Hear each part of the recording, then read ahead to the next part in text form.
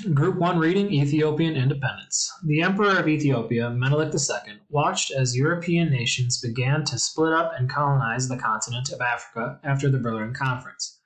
Menelik II correctly guessed that one of the European nations would attempt to take over Ethiopia.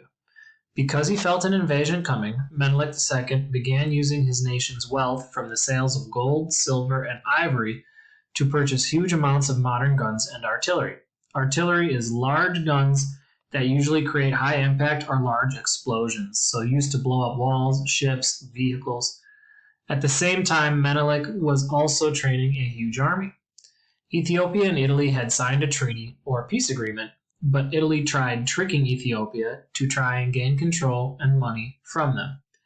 After discovering the Italians' true intentions are what somebody really wants to do or intends on doing, Menelik II angrily rejected the treaty between the nations and declared war on Italy. Italy invaded Ethiopia and believed victory would be easy because Italy viewed themselves as superior or better than the Ethiopians. As it turned out, Italy should not have underestimated Menelik II's armies. Underestimate means to guess or assume that someone is weaker or less powerful than they actually are.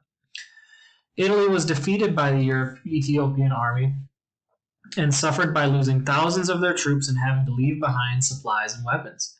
Italy was forced to retreat or give up and go back to Italy completely embarrassed. Ethiopia remained independent and was now thought to be a powerful country within Africa, who also became a source of pride and inspiration to thousands of African people across the continent battling against European nations.